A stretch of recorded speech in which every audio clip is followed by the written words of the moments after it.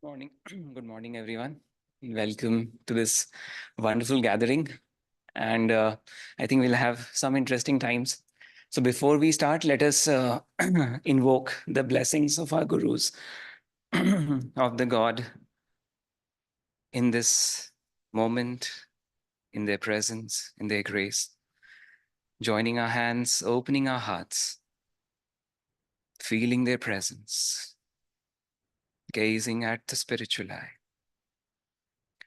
Oh, Heavenly Father, Divine Mother, Friend, beloved God, Jesus Christ, Babaji Krishna, Lahiri Mahashay, Swami Shri Yukteswar Ji, beloved Gurudev Paramhansa Yogananda Ji, saints and sages of all religion, dear friend and guide Swami Kriyananda, humbly we bow to you all. O great ones, we are gathered here to know thee, to know thy form, to know thy teachings. Help us, be with us, open our hearts so that we could receive thee in our heart, in our minds, in our souls, in everything that we do. Be with us so that we could share thee with all. Om Shanti. We'll start with a chant.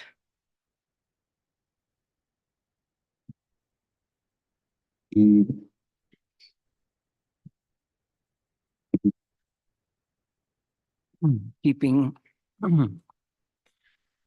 keeping your center focused, your mind calm, just dropping any thought, any mutter, the undercurrent of thoughts, the talk. Let's just leave all of it and be with God in this moment.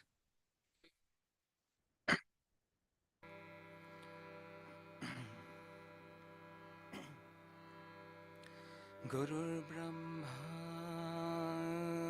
Gurur Vishnu, Gurur Devo Maheshwara, Guru Sakshat Parabrahma, Tasmai Shri Guruve Namaha.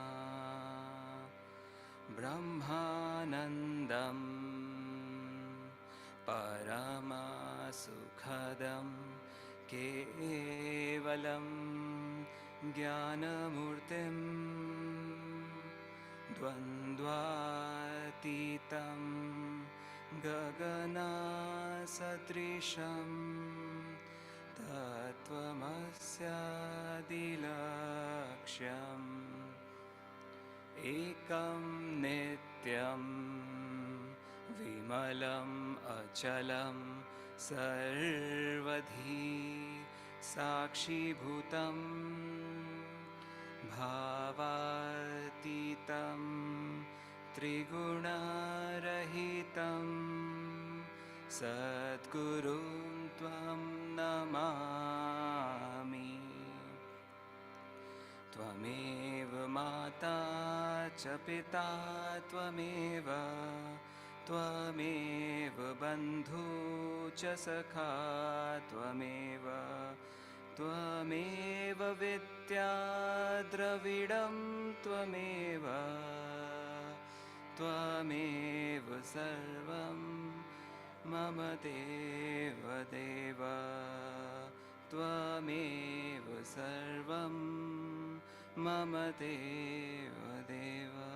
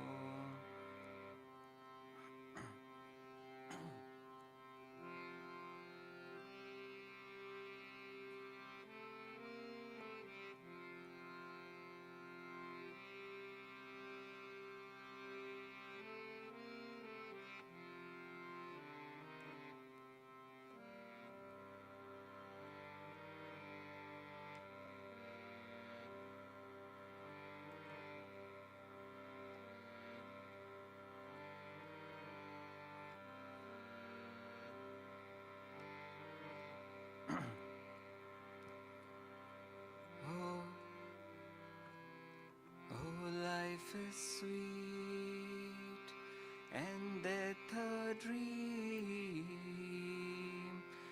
Oh, life is sweet and death a dream. When thy song flows through me, my Lord, when thy song flows through me, when thy song flows through me, my Lord, when thy song flows through me. Oh, joy is sweet, sorrow a dream. Oh, joy is sweet, sorrow a dream. When thy song flows through me, my Lord, when thy song flows through me, when thy song flows through me, my Lord, when thy song flows through me. Oh, health is sweet, sickness a dream. Oh, health is sweet, sickness a dream. When thy song flows through me, my Lord, when thy song flows through me, when thy song flows through me, my Lord, when thy song flows through me. Oh, praise is sweet and blame a dream. Oh, praise is sweet and blame a dream. When thy song flows through me, my Lord, when thy song flows through me, when thy song flows through me, my Lord, when thy song flows through me. Oh, life is sweet and death a dream. Oh, life is sweet and death a dream.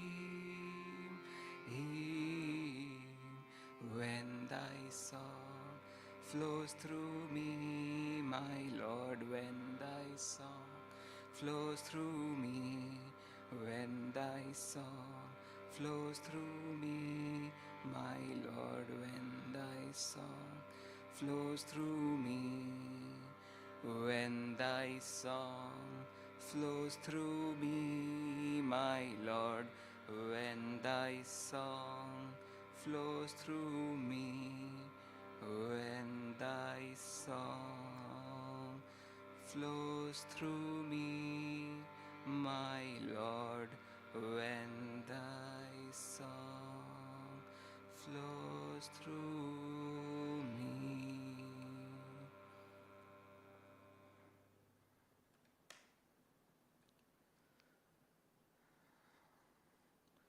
Listening to the song divine, the song personally sung for each one of us by God in our hearts.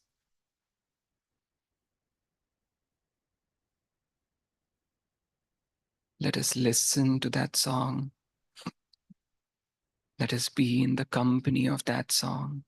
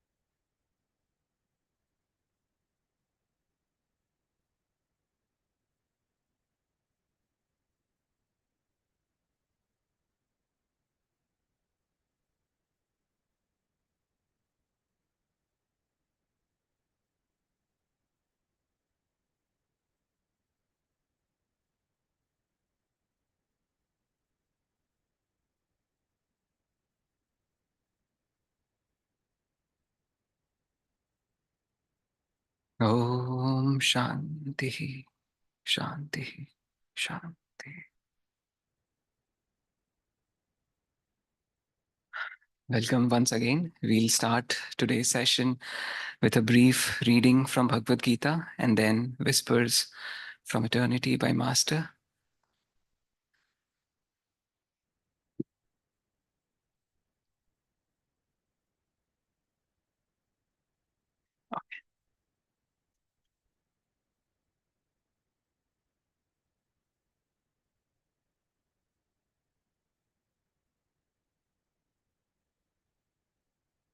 Om Guru. This is a reading from the Essence of the Bhagavad Gita. Very powerful. Let's listen. A lot of attention. For those who venerate only me, offering to me all their actions, with their minds concentrated on me by yoga practice, and their hearts' feelings uplifted to me in devotion, such devotee I rescue from the ocean of mortality. Immerse your consciousness in me alone. Direct all your discrimination toward finding me. Then, beyond any doubt, you shall come to me. O Dhananjaya Arjuna, if you cannot absorb your thoughts in the contemplation of me, then practice the techniques of yoga, which are intended to help develop your concentration. If, however, you find yoga practice also too difficult, then perform all actions in the thoughts of me. By this means too, you shall achieve final success. But if even during activity you cannot think of me, then give me your intentions. Ever striving to discipline your mind, offer to me the fruits of every labor. Thank you.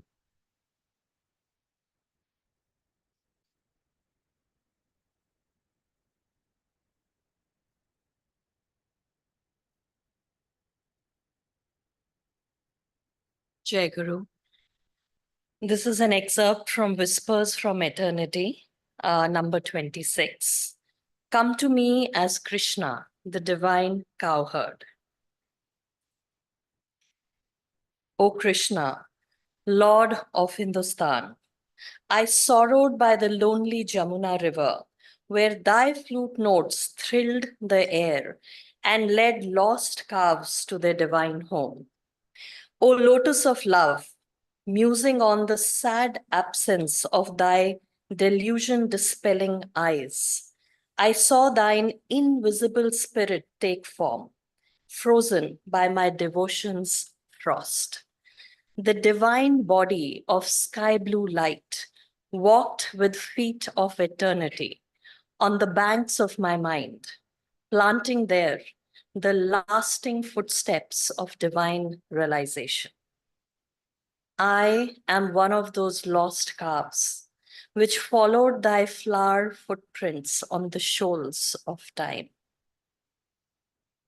Listening to the melody of thy flute of wisdom, I now follow the middle path of calm activity by which thou hast led many through the portals of their dark past into the eternal light.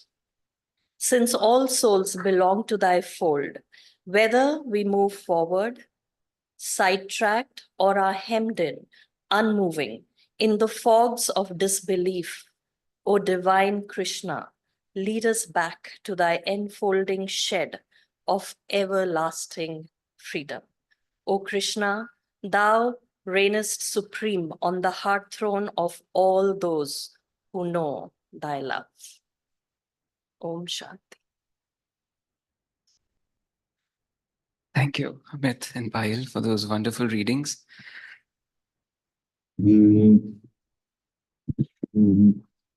Okay, so now we will start. Okay, before we begin, I like to start with a question. And the question is pretty simple.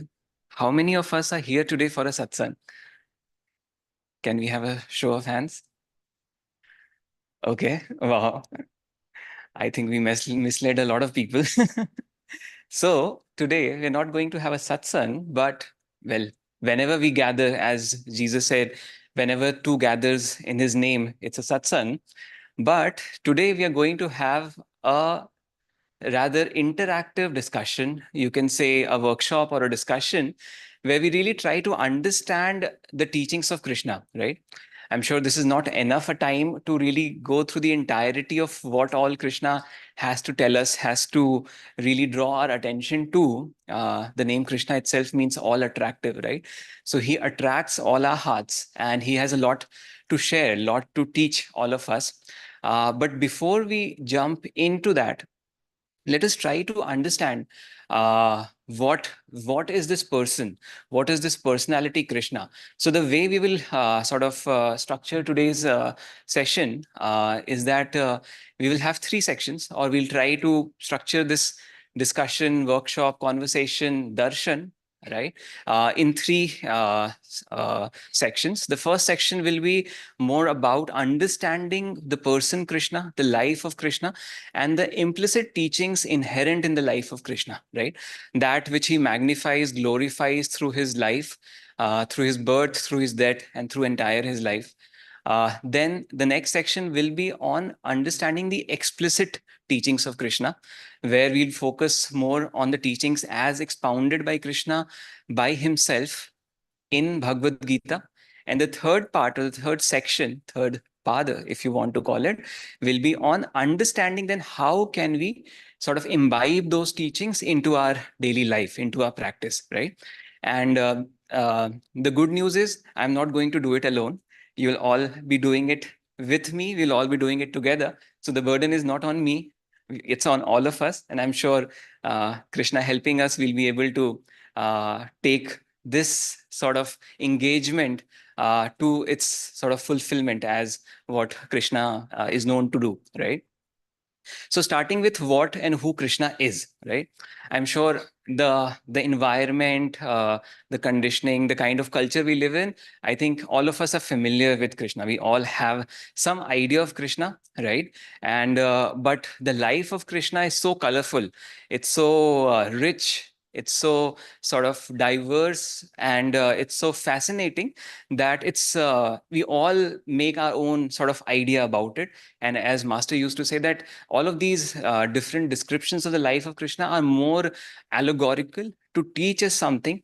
And if we sort of take that look, there's a lot for us to learn even from all of that, what Krishna is doing through his life, right? So first, even before we go into who Krishna is, let's in fact start that discussion right away, right? Let's try and understand, and I'll then source again, collectively want to understand who Krishna is as per all of us, right? So I'll start by saying the most basic. So Krishna is an avatar of Vishnu, as we all understand, right? By avatar, we means somebody. It's essentially comes from avtaran, which is to descend, right? So when the God himself manifests into a human form, it's called avatar, right? And God, when God manifests, there is a purpose for God to manifest, right? So obviously there will be purpose and purposes of Krishna's coming, but that's a short sort of idea about what God, or what especially the Godhead in the form of Krishna is, right? But let's start sort of sourcing more answers. So if anyone wants to share who and what Krishna is, what Krishna represents, if you want to sort of pose it like that, right? It's for all of us. So yeah, and I'm sure first few answers will be far easier. As we go deeper, it'll be difficult. So you might as well take the chances. Yeah. So, our inner conscience. Yeah. Yes. So when we talk about God, when you talk about Godhead, the way God is described, as there are at least three distinct you can say representations of God. One is the Bhagwan, right? As we know Krishna as, right? In fact, in every verse of Bhagavad Gita, whenever Krishna is speaking, it said Bhagavan Uvach, right? It is only scripture where Bhagavan himself is directly saying, right? In fact, in all of the other scriptures, there is an interpretation. There is a layer of somebody who is communicating, who is a messenger, who is a translator. But here, God himself is saying. So Bhagavan is the personal form. The other form is of Satchidananda, right? Which is the impersonal, unmanifest form, which we all know ourselves to be in our unmanifest, eternal, sort of indestructible form. And the third form, which Payal was mentioning, is the form of Paramatma, right? So he's also that sort of Atman who's sitting inside heart of each of us, right? And there is a very sort of visual description of these two birds. It comes in Purana, it comes in Upanishads. There are two birds who is sitting on the tree of this body, right? Or tree of life. There is one bird who's constantly looking towards different fruits. It is pecking to different fruits, moving from one branch to the other branch to the other branch. It tastes a fruit, then it finds it bitter, goes on to another branch, takes a peck at another fruit, right? And there's another bird which is constantly just watching over, just looking to this first bird, right? The first bird represents our own Atman, right? Our individualized consciousness. We, in the sort of state of illusion, in the state of delusion, and we are constantly enamored by Maya, right? By the play of the duality, right? And the other bird, which is sitting in our heart, is Paramatma, which is constantly, patiently waiting that when is this guy going to look back again at me? And then I will tell him all about myself, right? So this is, again, one form of Krishna, which is Paramatma, right? Yeah, please carry on. In between, I'll sort of add if there's anything to add. Yeah. I think of Krishna as the moral compass, the moral authority that governs the universe. Yeah. So Krishna came to establish dharma, right? Which is righteousness, right? And if we look at it, it's so difficult to make sense of the things Krishna did because we always have a fixed notion of what is right. And what and why Krishna came is to challenge that fixed notion. He challenged all our ideas and mentioned that it is not static, right? Truth is never static. Truth is constantly moving. And that's why in our paths also, what is highest, as Master always emphasized to his closest disciple, is the attunement, right? Because if, say, suppose we get a guidance to go north, as Swamiji say, and we just keep going north, and we forget any other instruction or forget to listen.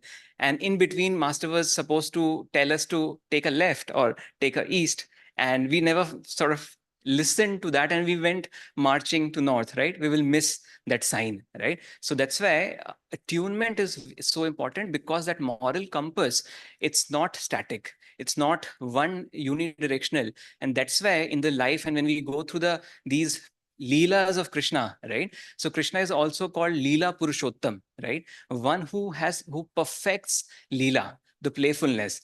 And through that Leela, Krishna demonstrates how and why this notion of what is right changes, right? And that is why we have to constantly attune. And as we were listening in the reading, constantly keep our mind on to Krishna to listen to what is right, what is dharma in that moment, right? And that is why it's so important to be attuned to our gurus, to God on the path, right? Thank you for that. More, and I'm sure there's so much. Everyone can at least have one answer. So what else Krishna represents, right? There's so many names of Krishna. We can even start with that, right? In fact, the word Krishna comes from the root word Krishna, which means dark, right? Now, I remember one of my professors of physics, and we were having some event about Krishna, or we used to do something around that all the time. And this was a physics professor. So the physics professor, in his own sort of understanding, he says, there is a very, very strong correlation between Krishna and physics. And we were all intrigued. Okay, what it is? Let's hear that. And this is new. Okay, and then he says, okay, so Krishna means dark, right? And any dark body, what does a dark body do?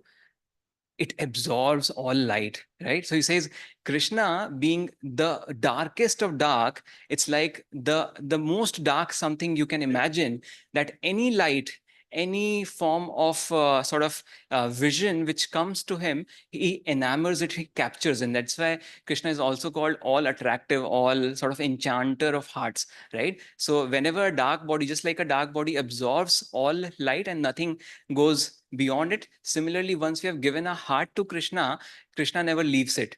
And he sort of absorbs all our heart, all our minds. That was a nice analogy. I still remember. So Krishna is one of the names of Krishna, and it represents all attractive, right? And in fact, even with the very name, even in the form which Krishna took, he challenged our notion of what is attractive, right? Generally, we have this notion of sort of being fair as attractive, right? But here comes a god, and that's why all other avatars, especially when you look at Ram, he's so handsome, right? And there's description of his eyes like mrig, right? And all of that, right? And he's fair complexioned, etc. But when Krishna comes, he says, okay, let me do something new, right? And then he takes a form which is very different to what you would imagine. And then he challenges our notion of what is beautiful, what is attractive. Because even in that form, he attracts not only humans, not only animals, he attracts birds, he attracts trees, he attracts fruits. In fact, the entire universe is attracted by his beauty. That is how beautiful, that is how dark Krishna is, right? So Krishna, one of the names of Krishna, represents that attractiveness, all attractiveness, right? Okay, more. To me, Krishna represents wisdom, Yeah, in the way he lived and the teachings through the Gita. exactly. So we'll also understand how that supreme wisdom, and he talks about what is the stabilized person with stabilized wisdom, right? In Bhagavad Gita, he calls that person sthit pragya, right? Person whose pragya, which means the wisdom, is stabilized. So when a person's wisdom is stabilized, the person is not affected by what is happening and is able to make right decisions. Why? Because the person is not invested in what is happening. The person is not invested in the outcome, and he is playful, he is free, and he does what is right, what is required dutifully, without any attachment, without any conditioning, right? And that is the sort of the pinnacle of wisdom, right? To use it as and when which is needed, do the right thing in all circumstances, right? Yeah. Perhaps also Krishna is like non-attachment or detachment. He's in the war, but he's not in the war. Exactly. So Krishna helps us understand how, and he glorifies that image of a lotus, right?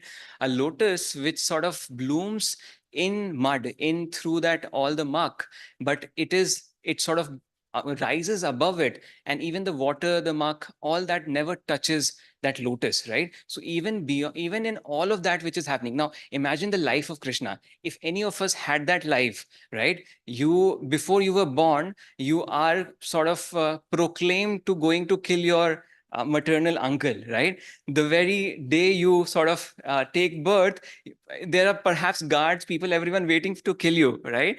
You have to, your parents are bound in chains in jail. You have to be left to another foster parents, right? If we are narrating our story like Krishna, we would say, I'm miserable, right? My life, my circumstance, I was just a failure of destiny. I had the most sort of oddest of odd, the wrong hand played to me, right? And that's why, and that's how the kind of narratives people generally sort of play when they go to therapist, right? When they're sort of saying why their life did not turn out to be what it was, right? But everything like that happening in life of Krishna, and still he glorified all of that, right? He glorified how you can take anything which is happening in your life and make it into a fullness, right? And that's why Krishna is called Purna Avatar, right? Unlike all the avatars, Krishna represents the fullest avatar because he manifests completeness of life, right? Whatever challenge life threw at him,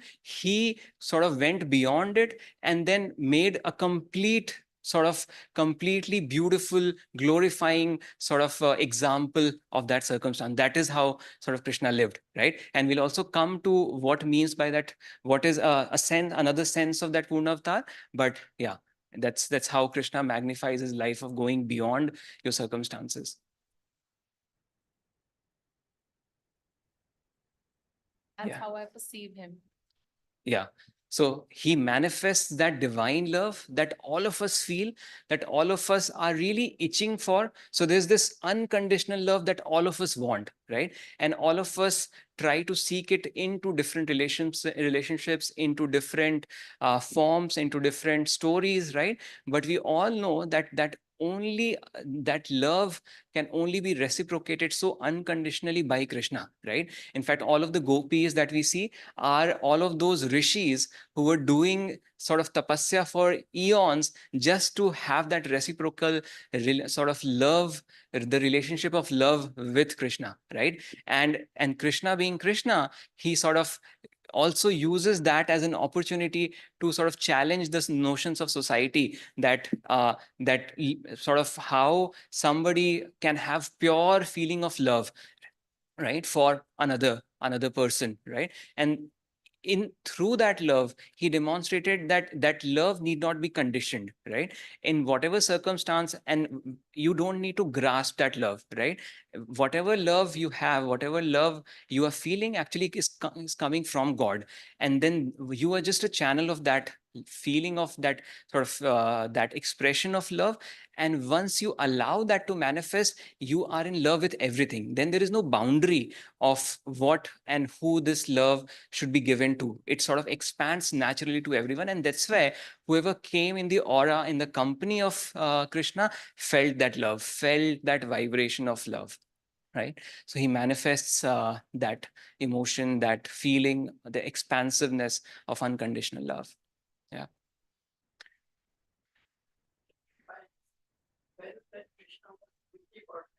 Exactly. So again, another notion that he challenged, right? Anyone remembers how many wives Krishna had? More than that. 16,108 at least.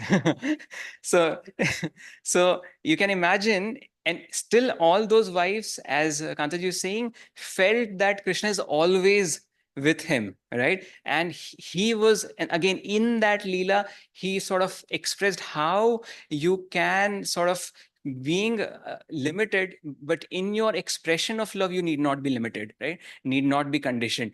And there are a lot of stories, I'll not go into that, but the way he sort of uses every situation, whenever one of his sort of queens start to get some pride, he will do some mischief and then bring them down, right? So he keeps everyone in check also, right? So that's how sort of clear he is. Yeah, he also tells us to like move with changes and also adaptability. Exactly. So, and there's a very clear, and I'll just touch upon the story. So, throughout the Bhagavad Gita, you'll see Krishna every few words telling Arjuna, so now fight, right? So now fight. Now this is your dharma. This you have to do. You can't run away from him. In his own life, while he was protecting Mathura, right, Jarasandh, who was the king of Magad at that time, attacked 17 times Mathura because they had enemy. He had killed Kansa. They were relatives. Every time he would defeat Jarasandh, and then he would just let him go. And then he'll again start to rebuild his sort of kingdom because of the war and all that. And after 17 times, instead of sort of killing Jarasandh, he ran away from the war, and then he built his, okay, he said, enough of this war thing, let me move my kingdom. And then he takes his own kingdom to Dwarka and then set up a new kingdom, right? And that's why one of the names given to Krishna is Ranchod, right? So when in his own life, he did not care about what people really think of him, right? Because he knew at that time, for the maintenance of society, for maintenance of his own Yadu clan, it is necessary to move it away, because he knew that time of Jarasandh has not come, right? So he was waiting for it. And at the same time, he sort of also used that as an opportunity to represent that this notion of Kshatriya being always ready to fight and not leaving the battlefield is not necessarily always true, right? And he demonstrate in his own life by sort of moving away from the war with Jarasandh, right? So yeah. Yeah. Yeah. Because I mean, it's not for derogatory for Krishna. It's for Krishna. We say it out of love, right? It's with a feeling of love, but the way generally it means is somebody who is sort of, as a Kshatriya, your duty is to fight, but then if you leave the battlefield, it's your sort of, it's adharma, right? And that's what, in fact, Krishna has been telling Arjuna. Obviously, this comes later. So while he has done all that, once he comes back and he's sort of preaching to Arjuna, he says, no, you have to fight. It will bring a kirti. It is unmanliness of you to do this. What will people say about you? And then Arjuna says, yeah, that's right. And then he goes on. Yeah. So, Shashank, does that mean that there is no absolute right or wrong? There, Is that the message that Krishna was giving? so what Krishna is telling us, in there are two kinds of dharma, right? And that is what we'll also see in Bhagavad Gita. There is a lower dharma, which is a dharma of our materialistic duties, right? And then there is a higher dharma. So there's a apara dharma, there's a para dharma, right? In the matters of apara dharma, the dualistic, relativistic dharma, there is no right and wrong. It's all contextual, right? But when it comes to a dharma, sort of the para dharma, right, which is the highest duty, then there is only one duty. And we will come to that, which Krishna says after he tells everything, right? Through the first to 18th chapter, he finally tells this to Arjuna with a caveat. And the caveat is don't tell it to everyone, things like that. But the thing is, he says that, and we'll come to that verse, because he realizes Arjuna is now ready to listen to it, because he has transcended that lower duty and can realize the higher duty. But until we are in a lower duty, we have to, even within lower duty, we have to constantly seek a duty which is more expansive, right? Which is taking us towards that higher duty. And that's why Swamiji, when you read the translation of Bhagavad Gita, he says that when there is a conflict between lower and higher duty, then there's a clear sort of choice to prefer the higher duty. While you are in lower duties, there might be sort of dharma sankat, right? Because this is also right, this is also right, what we do. And then that's where we need the guidance of a guru, the guidance of somebody who can sort of help us take that sort of decision, right? Eternal joy, yeah, yeah. Yeah, and that's what Krishna sort of represented. So Krishna as a cowherd, imagine he's like a 3 years old boy, he's playing, and then all of these cruel demons are coming to kill him, right? And he's just playful, he's just playing, he just dances over them, he just kills them, and nobody notices. Oh, okay, that's done. Okay, another demon killed, right? So whatever is happening, he is joyful. He is sort of basking into that sort of infinite joy, right? Because for him, all of it is a leela, right? All of it is a play, right? In fact, and we'll come to that, the reason why, as per Krishna, why he comes, right? And there's a famous verse we all know.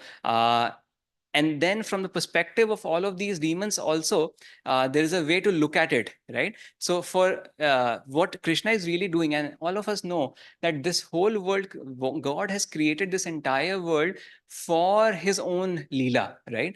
For own sort of enjoyment, right? But we poor sort of souls get lost in that, and then we are neither entertained nor educated, as Master says, right? So this whole world was created for our entertainment and education, and only few of us realize that this is for that, and then sort of we are neither getting entertainment nor education, right? So that is why once we look at the life of Krishna, we realize that everything could be made into a manifestation of joy, a manifestation of learning, a manifestation of growing from where we are to where we can be, right? Which is Purushottama, like a person who is complete, who is sort of full, right? And that's why he's called a Purna avatar, right? And what is the definition of Purnam? There is a very famous verse many of us would have known.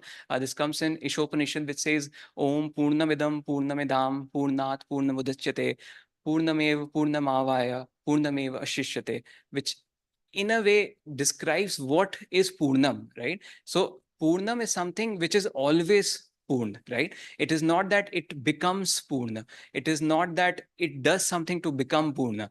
When you add something to that Purnam, it is still Purnam. When you take something out of that Purnam, it is still Purnam, right? And all of us who have learned some mathematics know that is the definition of infinity, right? You can't really define infinite other than sort of by a conceptual notion that when you add something to that infinity has to be infinity. When you remove something from that infinity, it is still infinity. And that is what Krishna sort of represents, that fullness of whatever he's doing, right? The fullness of character, the fullness of personality, the fullness of all glories, right? In his own manifestation, right? Anything else? Yeah. Yeah. So in all of these different stories, we say the kind of roles he has played, right? He plays this role of a sweet, mischievous child, right? All attractive. He plays the role of this staunch friend, and he's ready to do anything for his friendship, right? With Sudama and all of his other gopi friends, right? He sort of magnifies his relationship as a husband, right? As we discussed, he sort of glorifies his relationship as a guide, as a guru, right, to Arjuna and so many people. He sort of glorifies his relationship, his manifestation as a statesman, right? Somebody who's sort of clever, who understands the right decisions to make, and who really is sort of dedicated to establishing righteousness, right, through all, and never flinching to do what is necessary to be done, right? So he's glorifying all of these different characters, all of these different personalities, and that is what gives us hope, right? That is what gives us a belief that if Krishna can do it, we all can at least aspire for it, right? And that is what Krishna is saying, that even if you can't do it, just at least have that intent, right? Just keep me in your mind and follow me, right? And I will take care of all of it, right? We will also come to a verse where he says that whatever you need, right, if only you keep your mind on me, right, whatever you need, I will provide, and whatever is taken away from you, I will protect, right? And that is a promise of Bhagwan himself, right? No one else. It's not like there is somebody who's sort of related to the king and he's saying that, right? He is the Bhagwan, the ruler of the universe himself is saying, if you only keep your mind on me, I will take care of everything, right? And I will absolve all your sins, whatever wrongdoings you have done, whatever sort of heaps of karma that you have, I will absolve all of it, right? Why? Because I can, right? I can, and I love you, right? That is the eternal promise which Krishna is really giving all of us, right? Yeah, it is. So all of it is actually basically pointing us towards the fact that we really are not different from Krishna, right? In our essence, we are one with Krishna. And that is what Krishna is constantly trying to remind us, that in our ignorance, we have forgotten who we really are. We have sort of become entangled with this drama, which was just created to sort of for our enjoyment, right? And we have become too lost in that drama, and now we are suffering because of it. And once we sort of take that sort of, at least with faith, with development of that faith, we realize, okay, actually this is a play. This is a play which is created by God himself, and God is playing it through me, with me, in my own heart, right? Then all of it seems like easy, right? Life seems easy. And that's what the chant was all about, right? When the song of God starts to flow through us, we realize all of it is really beautiful, right? All of it, the good becomes even better. The bad seems like a dream, seems like something which does not really matter, right? And that is our attitude, right? Because we become immersed in that sort of realization of God, right? As one, as himself and ourselves, right? Okay. So we'll just quickly sort of look at the different so we all of us know, but this is just like a quick uh, reminder of the different avatars, right? We were talking about the avatars of Vishnu, right? Which is this avatar? This is Matsya avatar, right? The first avatar, right? And there's in all of what our scriptures tell us, there's always a sort of an allegory, right? Or always a teaching. And that's where when we go through this whole evolution, I spilled the bean already, but as we go through this sort of process of incarnation, you'll see that God is trying to manifest fullness, right? He's trying to remind us of where we are, the opportunity that we have as human, right? And what that means for all of us, right? What is this? Obviously, this is artistic, but which avatar is this representing? Shouldn't be difficult. So he's on a turtle, right? So the first one was Matsya. This is Kurma avatar, right? So what it means is the first, as you all know, the first form of life is the aquatic, or sort of the form which lives in water, right? And then from that, we are evolving into an amphibian, right? It's the evolution not just of the physical body, but also of the consciousness, right? And that is what we are going through as we are going through these avatars, right? What is this one?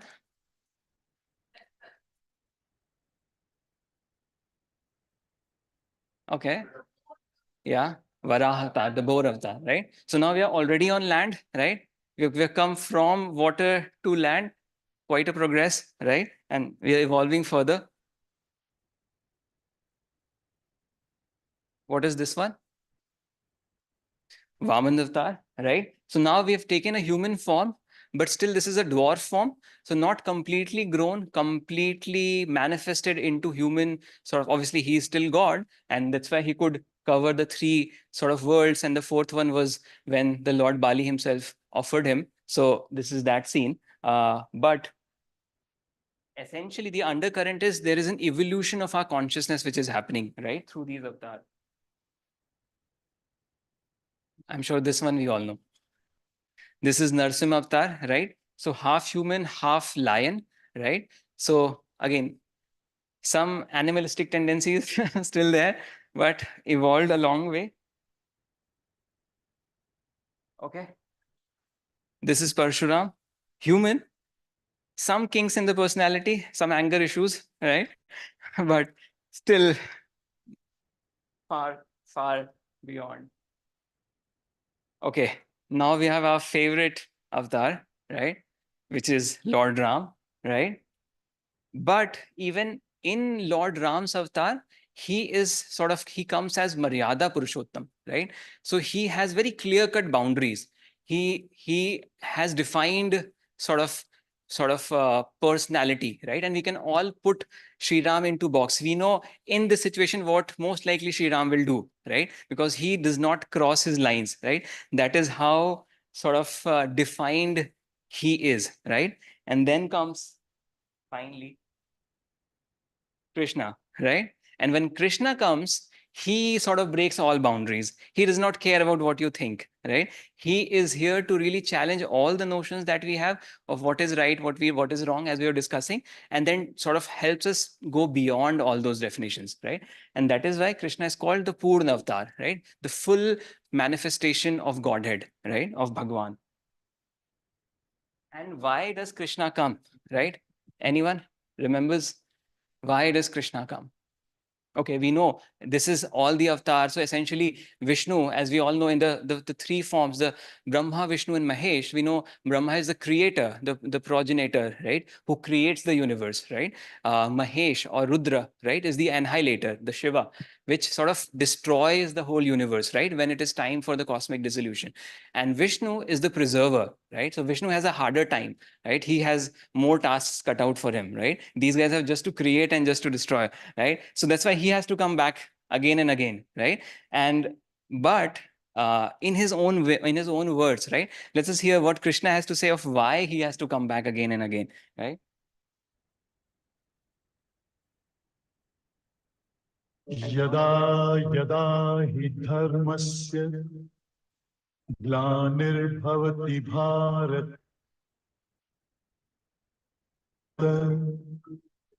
अभ्युत्थानम् अधर्मस्य तदात्मानं सृजाम्यहम् परित्राणाय साधूनां विनाशाय च दुष्कृताम् धर्म संस्थापनार्थाय संभवामि युगे युगे.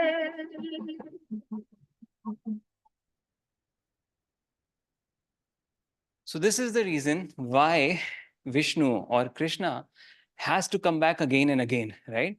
Which is to establish what is dharma, what is righteousness, right? So he says that whenever there is a decline, whenever there is rise of adharma and decline of dharma, there's a glani, and abhyuthama means sort of the rising of adharma, then srijamyaham, I have to come back, I have to take form, right? And then he says that I then come to protect all the worshippers, all the rishis, all the nice people, and I have to slay all those wrong people, right? So now from the perspective of righteousness, and again this is in the play, in the leela of Krishna, in the leela of Vishnu, right?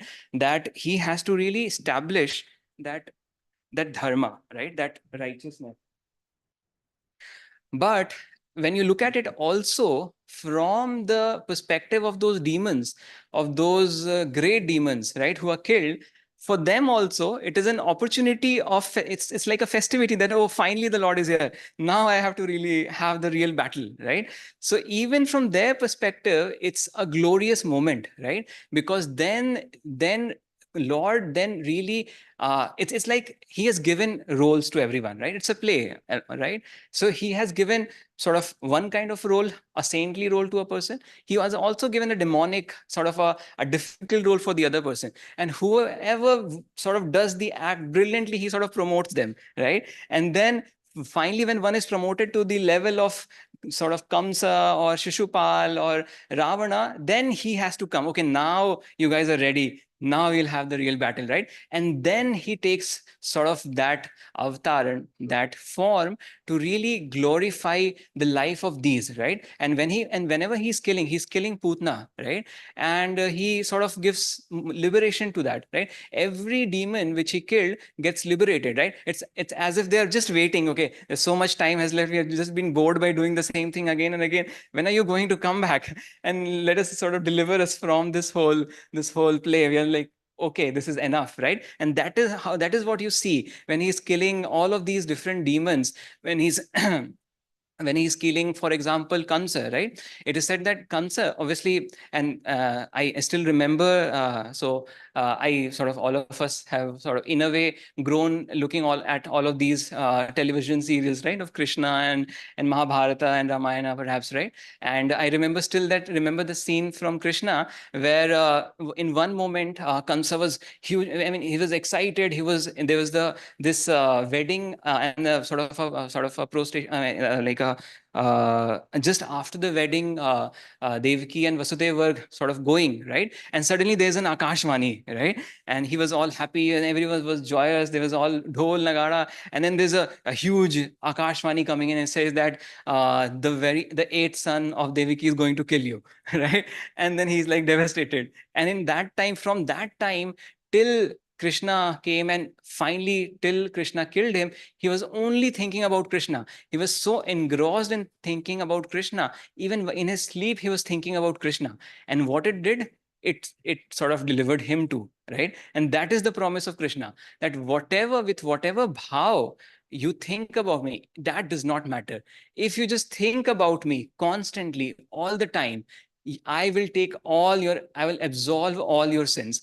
I will deliver you from whatever you have done. You just have to think about me. But we are not there, right? We have not even sort of reached that level of Kamsa, right? And that is where then Krishna has to give all this discourse of Bhagavad Gita, right? For poor souls like us, right, who are stuck in the middle, and neither here nor there. And he then has to guide us through this maze of life so that we can reach to that level where we can constantly remember, be in communion, be in presence of Krishna, right?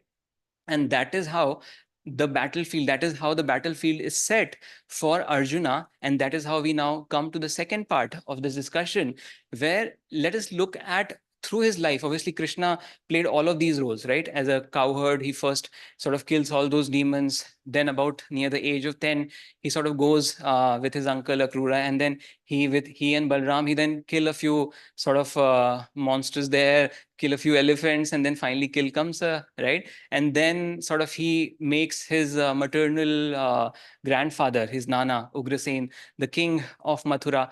Then he goes to Sandipani Muni, right? Here again, in his life, whatever he is doing, he is avatar, he is God himself. Still, he goes to a guru, right, to demonstrate that we have to take guidance, right? We have to take the refuge of somebody who knows the truth for us to really tread or trod this path of dharma, right? And that is what he manifests when he goes to Sandipani. Obviously, he knows all of it. He plays the drama, disciple, being a student, and then sort of does a lot of things there also. Then he comes back to Mathura. By the time he's a man now. Then there it start. It's a in times that we discussed. He was battling with Jam. Then finally he takes his establishes another kingdom. Dwarka. So you see, the entire life of Krishna, it's always full of activity, right? And that is what our path is all about, right? In fact, Krishna, when he's discussing with Arjuna, he says that you can't, let's be clear about it, right? You can't do nothing, right? You have to do something. So let's just do the war, right? This is what you have trained for, right? And that is what he demonstrated through his life, right? That wherever you are, you cannot really run away from your responsibility, right? In fact, he says that you will be forced to fight. Fight will be thrust upon you. You don't even have a choice. I'm just playing this role that I'm really telling you, but all that has already happened. I am, in fact, there's a verse where he says, I am Kala, I am time, and I have already devoured all of these great soldiers, all of these great senapatis, and you just have to become a nimitta. You just have to become a symbol, a sign for my glory, right? And that is why God needs us. God does not need us for doing his bidding, right? It's just that wants us to play that part, because when we play that part, we feel good about it. We feel that, okay, this sort of gives me a way to express the consciousness, the vibration, the duty of being sort of a soldier, a foot soldier of God himself, right? And that is why he gives us all of this drama, right? It's not that he really needs any of it, right? If he wants, he could have finished the whole battle in a single moment, right? But he still plays that drama. He says that, okay, I'll be there, I'll just watch, right? I'll just have some fun, right? But I'll not do anything, right? And the choice was given, right? And then the choice was given to Duryodhana and Arjuna, right? You can either have my the Narayani Sena, the infinite army of soldiers like me, right? Powerful, equally powerful like me, or you can have me just as a spectacle, just as a guide, and maybe I'll also sort of drive your chariot if you want, right? But that's all, right? And still Arjuna chooses him because he knows he can fight, right? I mean, he does not have any doubt on his skills, right? He knew that I may be confused, right? So I really need someone to do away with my confusion. Everything else I can take care of. And that is why, in a way, because he was the devotee of God, he knew wherever Krishna goes, glory and dharma and righteousness and success follows, right? And that's why he chooses Krishna. And that is what Krishna wants us to do, right? He just wants us to he just wants us to accept what he's giving us. Just accept the role which he has carved out for us, right? In fact, just at the time when, and Krishna really, to be honest, really did not want to do that Sandhi sort of Milan with Duryodhana, but just for the sake of it, he knew, because anyway, he knew that Duryodhana is not going to accept the offer. So he still goes to Duryodhana and say that, why don't you give just 5 of the smallest of villages to these Pandavas? They are kings, they're princes in their own, right? You should give them something, right? And that's where Duryodhana says that I'll not give them even the point of a needle, right, worth of land to them. That is what Duryodhana says, right? During the conversation, Duryodhana also says that, you know, that I'm not going to accept, right? You still come here, right? And he also says that, you know, it's you only who's making me do it, but I can't help it, right? It's you in my heart. You are making me do all that you're doing, and you're still sort of playing this whole drama, but you know, because you are forcing me to do it, I can't do it, right? So that is the state even of the opposite party, right? And that is why after the war, even they go to heaven, right? Why? Because they have played their part well, right? When Duryodhana is playing the part of Duryodhana, he is playing the part of Duryodhana, right? He's not meek, he's not gentle, he's not less of any of manifesting that pride and ego, right? He does it full, right? And if you play your part full, Krishna gives you liberation, right? Krishna accepts you in his own abode, right? That is the promise of Krishna. So when Krishna and Arjuna are there on the battlefield, right? And and that's where the whole sort of the whole conversation, the dialogue between Krishna and Arjuna happens. Starts in the first chapter, right? And if you go through the Bhagavad Gita, every of 18 chapter is given a name of yoga, right? So it is at the end of every chapter, it is said that it is Brahma Vidya and Yoga Shastre. Krishna Arjuna Samvade, right? So with the dialogue between Krishna and Arjuna, Krishna is imparting the knowledge of Brahman and a way to do it, the Yoga Shastre, which means a scripture based on yoga. So he's not only telling you what is the truth, but also how to achieve it, right? And that is why Bhagavad Gita is so profound, that it is talking about the highest, and still it reaches out to each of us wherever we are, right? So he gives us a way to reach out to him from wherever we are and then reach to his level. And that is why it is so profound, right? And that is why through the entire scripture, if you see the structure, right? And by the way, this is not the only Gita which Krishna gave, right? Krishna also gave Uddhava Gita to his friend Uddhava, right? But why is this popular? Because it is set in a battlefield, right? In the place where we find ourselves, right? In the place where we are having the problems, and it manifests the problem of our life and then helps us go beyond those problems, right? So first chapter, when Krishna is first chapter is called Vishad Yoga, right? The dejection or despondency of Arjuna, right? Where Arjuna is so despondent, and he is the fiercest of warrior, right? In his entire life, there are only 2 battles which he lost, right? The second one was not worth even mentioning. He lost to some sort of local tribe, right? After the Mahabharata, after at the end of their time, right?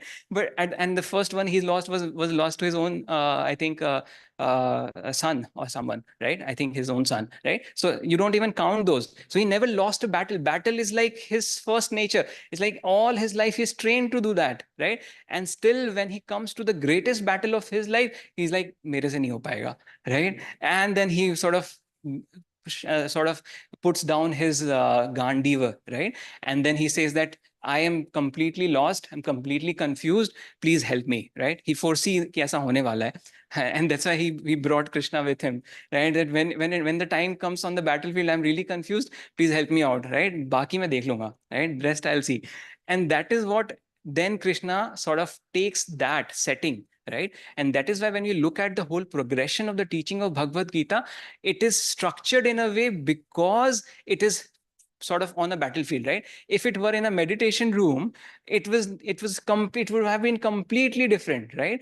The first thing after this end of the chapter, it's the depiction is that Arjuna is ashrupurna. It's said that in the verse, right? He's full of tears, right? He is on his knees. He has thrown his Gandiva, right? He's on the verge of crying, and with his crying heart, he's looking at Krishna. That now Krishna will show some sympathy, right? I'm a warrior and still I'm crying. I mean, it has to mean something, right? And then Krishna starts to plaster him like anything. He says, "This is unmanliness. Where is this sort of fever has come onto you, right? Where is this? And what do you think you're doing, right?" And he just blasts him one verse after the other, and you have to fight, right? And then he tells them why you have to fight, right? And the second chapter is all about Sankhya Yoga, right? So first he gives him the wisdom, right? And that is what is the relevance of that scripture for all of us, right? Even we sort of go towards the journey, we should know what this journey is about. And that's why he, in the second chapter, the yoga of Sankhya, right? Sankhya Yoga, the yoga of wisdom, he tells him that you are not this body, right? The most famous verse about all the verses about the soul, right? It tells you are a soul, right?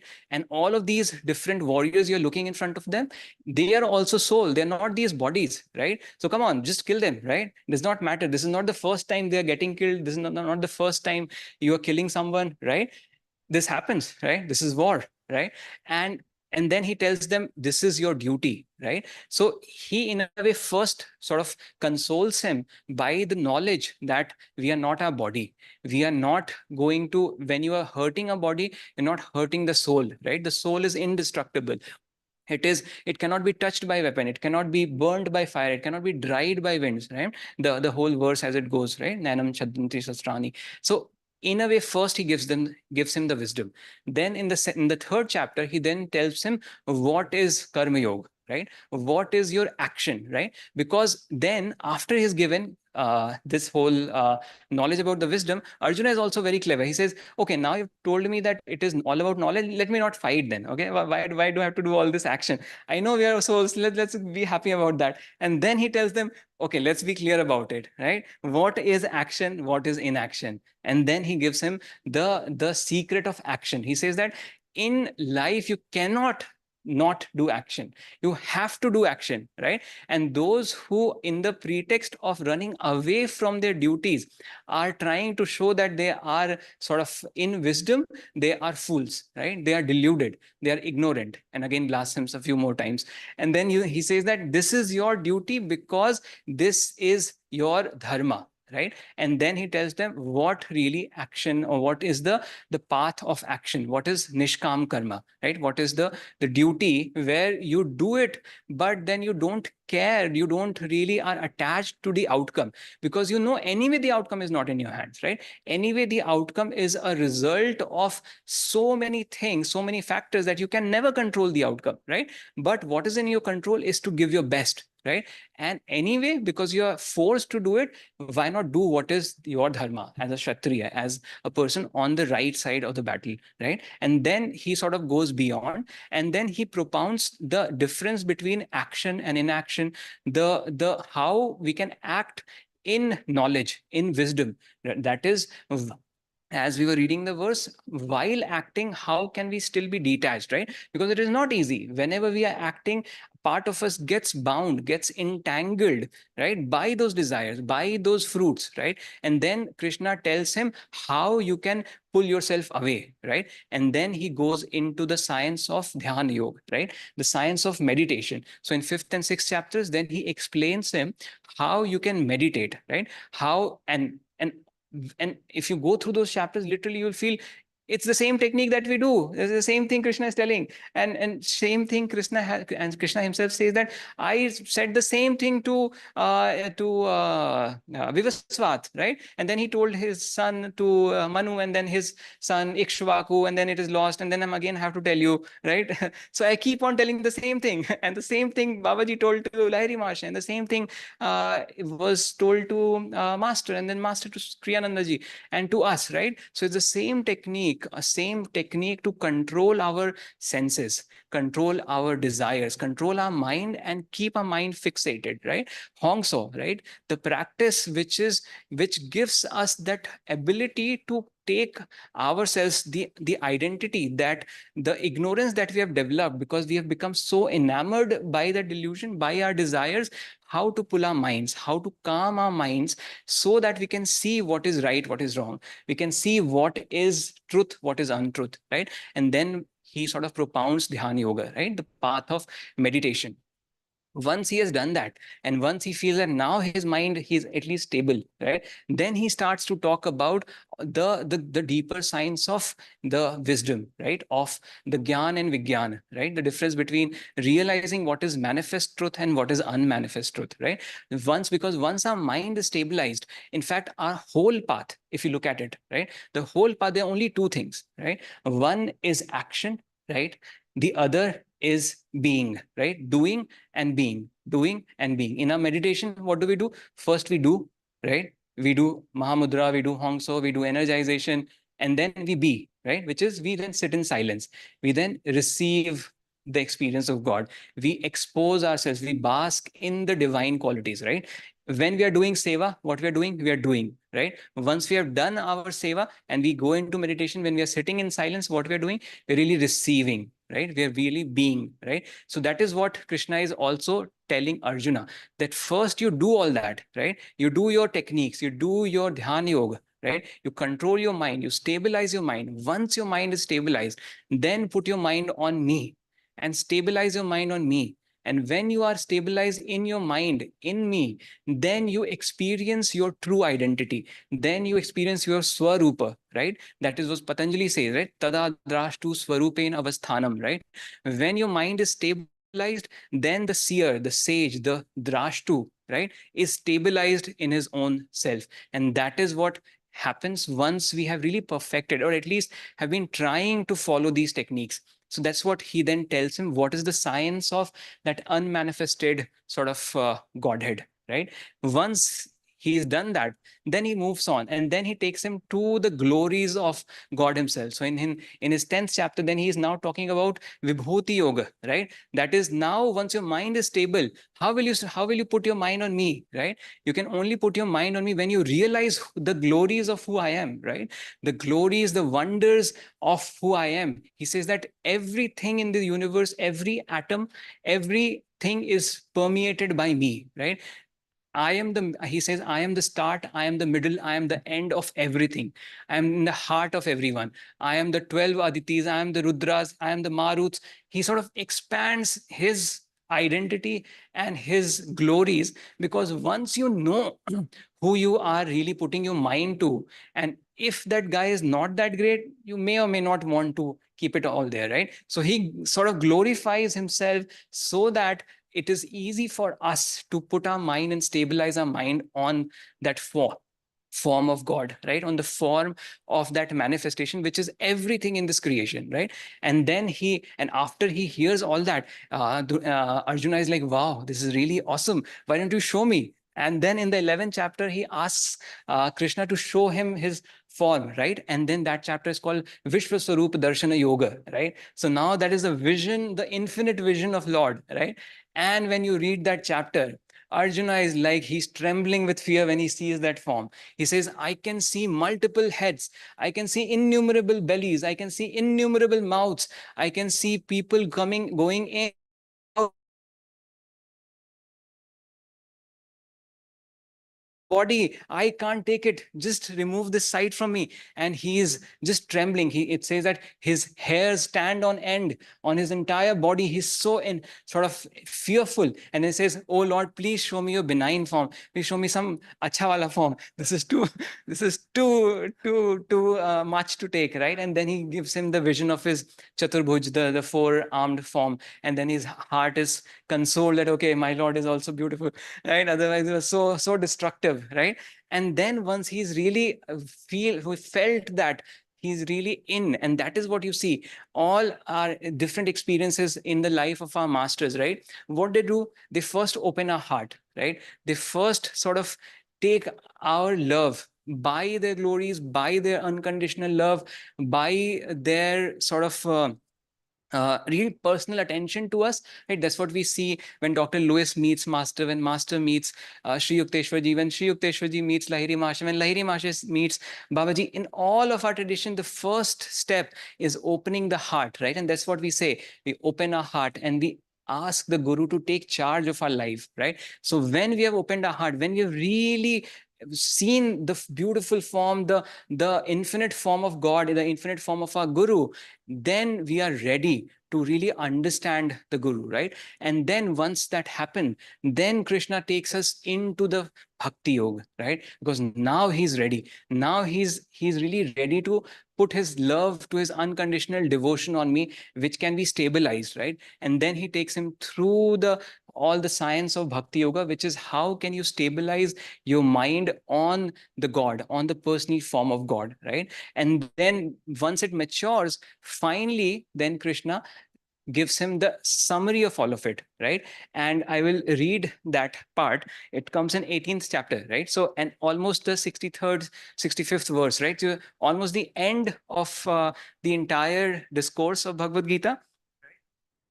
Now Krishna thinks, ab lagta hai ready hai. Now we can tell him the real secret, right? And that also he says that, but don't tell it to everyone, huh? Not everyone is ready. I'll not tell it, repeat it, repeat the whole thing again to everyone. And when you look at it, and this is a very famous verse, but once you understand that this is coming from the God himself, right? Then it gives the it gives us a huge amount of faith on what he's saying.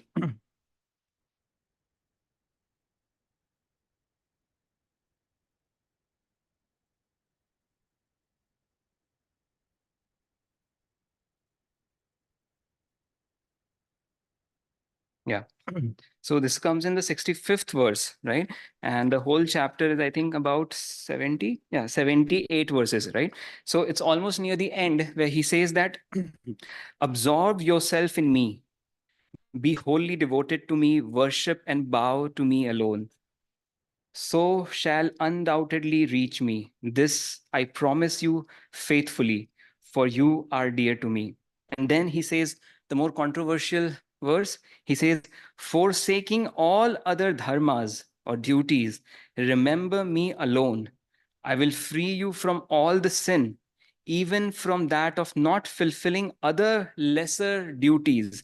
Do not grieve, right? So that's why he's saying if there is a conflict, you really have to do the higher duty, right? You don't really have to worry about the lower duty. I will take care of it, right? But in the next verse, the 67th verse, he says, never share these truths with one who is without self control or devotion, or with one who won't share with others in a spirit of service, nor give them to one who is indifferent to them, or one who finds fault with me, right? Because it requires that faith, it requires that heart, it requires that unflinching devotion. And once you have that unflinching devotion, then Lord says that I will take care of all of it, right? You don't have to worry.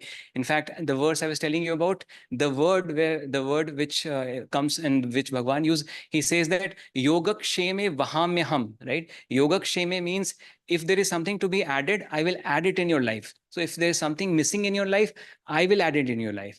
If there is shema, which means if there is something which needs protection, which is going away, right? I will protect it. And he says vahamyaham, which means that I will carry the burden of your life on my shoulders, right? That is the commitment. God does not have to do anything for us, right?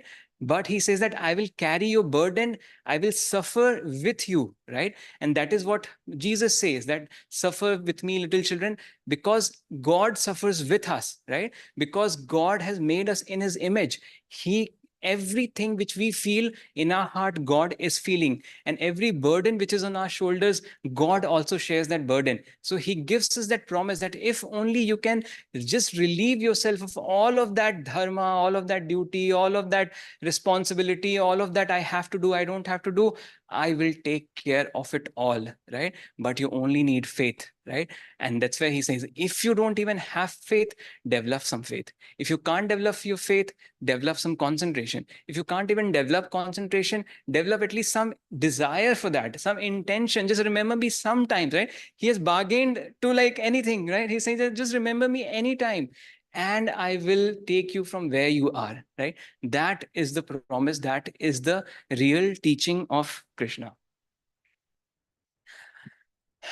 It's almost 10, 11, and we only have 10 minutes, right? So now you will have to tell, how are you going to take all of this teaching into our life, right? Into whatever we are doing. And it's nowhere different from what we have been doing, right?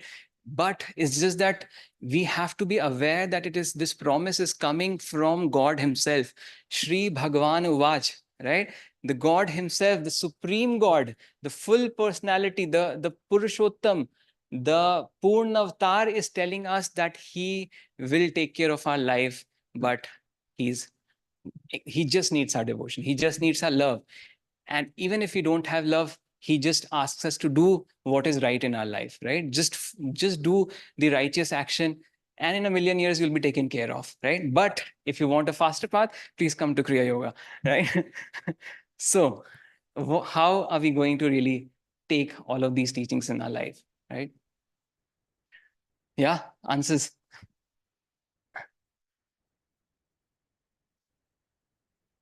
When you must know what Gita offers to you. Yeah.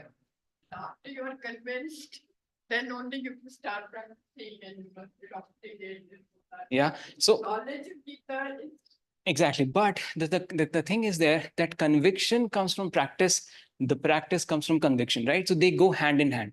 No one can precede the other, right? Once we practice, once we take a small step, then we get a realization, then our faith becomes stronger. Then we take another step more confidently. Then our faith gets bolstered even strongly. And then we keep on marching, right? That is why we have to act.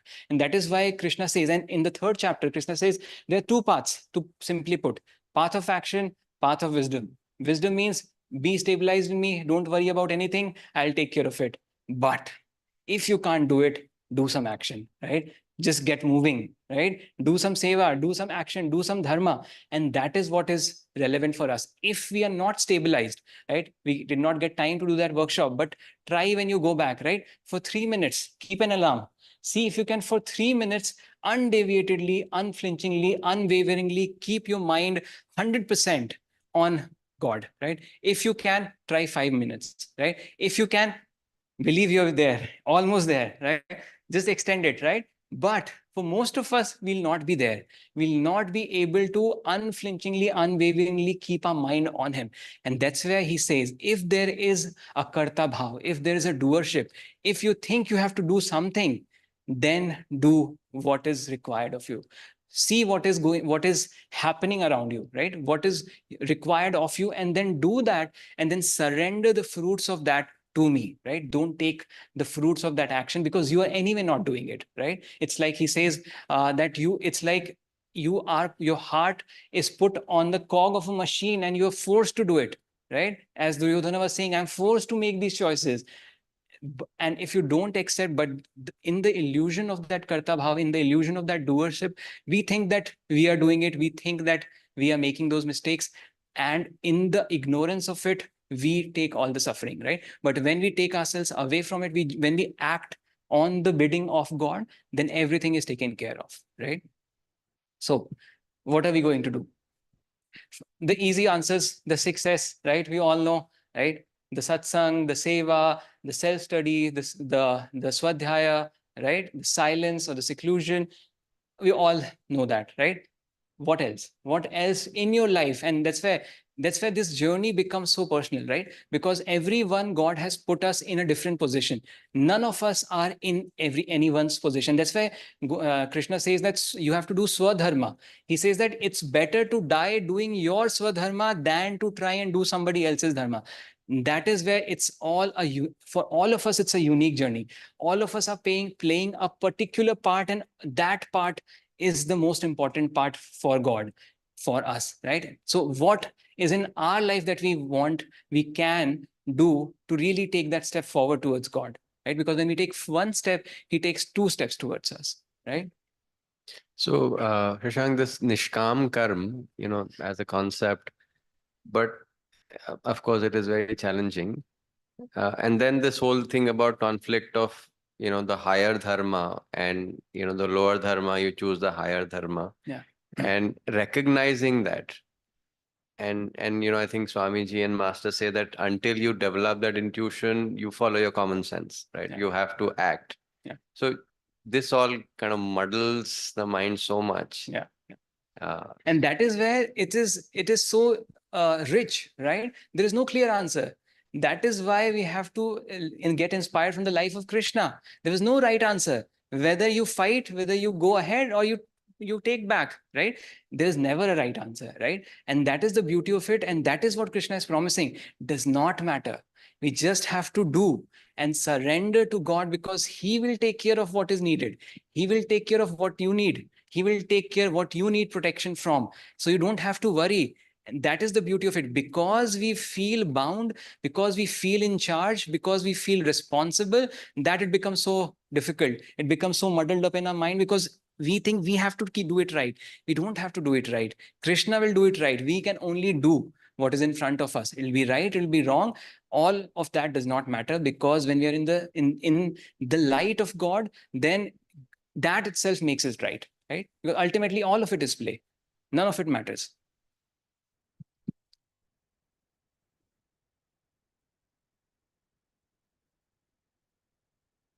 The thing that where you said that Krishna takes what we don't need and he gives what we need is perhaps also something that we can imbibe, that whatever is happening to us is the right thing that's happening. Exactly.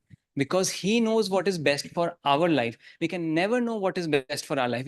We hardly know what is happening in this moment and a few moments earlier, right? How can we know the trajectory of the entire life and the lifetimes of lifetimes, right? So that is why we just leave it and we just chill, right? That is the idea. But we act, right? That is what Krishna has been telling Arjuna. You do, right? Rest I will take care. I am behind you. Yeah.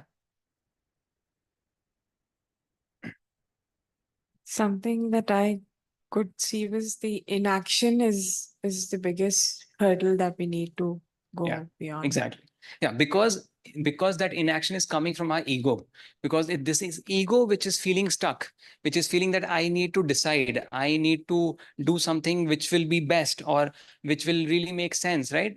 That is the problem, and that is what we need to transcend. And when we are acting, and that is why karma yoga is so powerful, because when you keep on acting, keep on doing, most of the time you'll bump against your own likes and dislikes, right? You want to do this, but you have to do this because it is your duty. You don't want to go to office today, you have to go it because there's a job, because you need to earn, because you need to do you need to earn some livelihood. You will keep on bumping against your likes and dislikes. That is why in a million years we learn the lessons, right? Because we keep bumping along all those kinks in our personalities, all our likes and dislikes. In a million years we experience all of them and we say, oh yeah, that's all I need, right?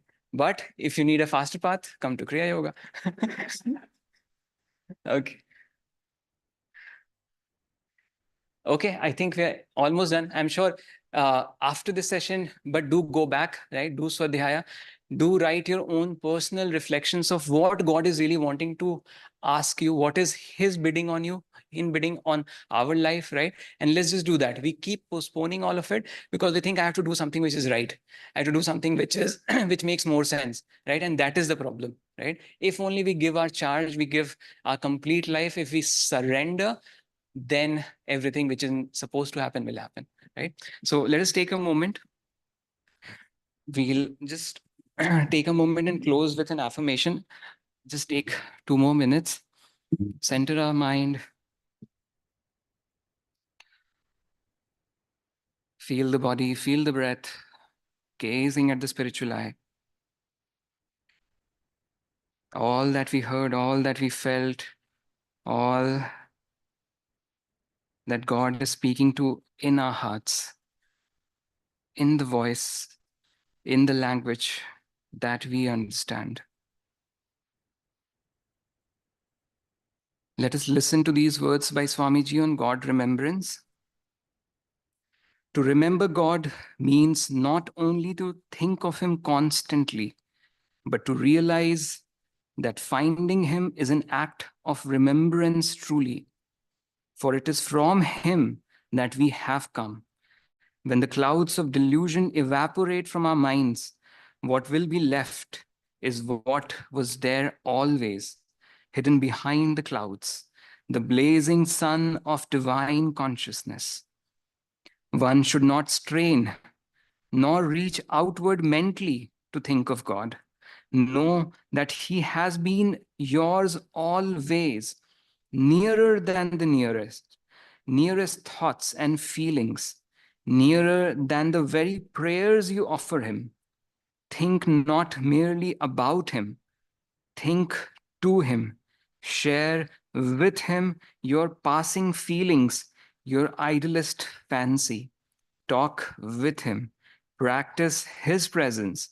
At first, perhaps for minutes a day, then for hours, and then all the time.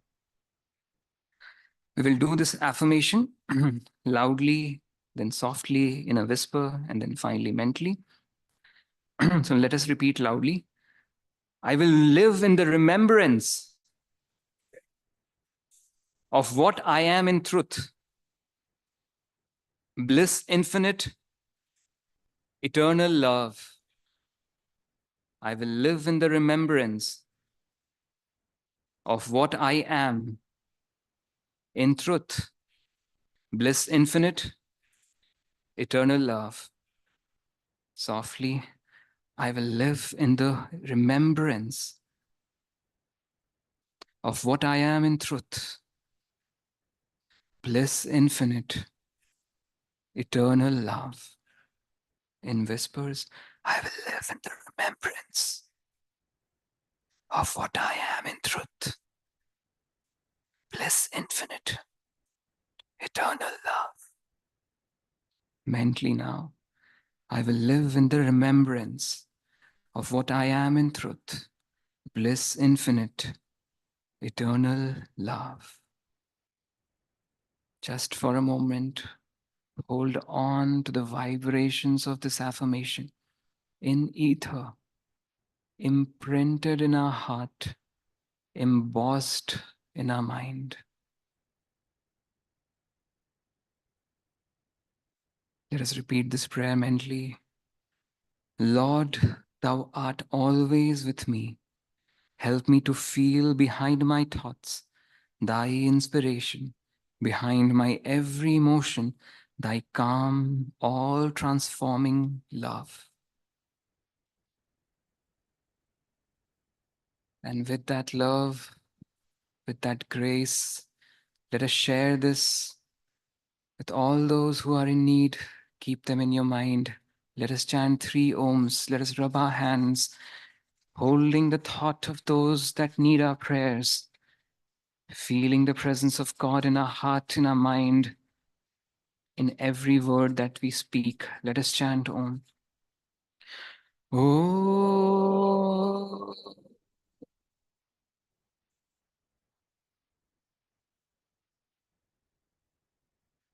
Oh.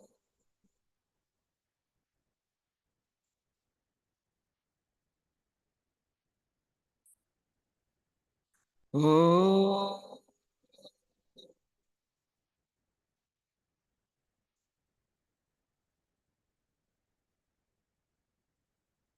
Om Shanti, Shanti, Shanti. Thank you. Thank you, everyone. Joy to you all.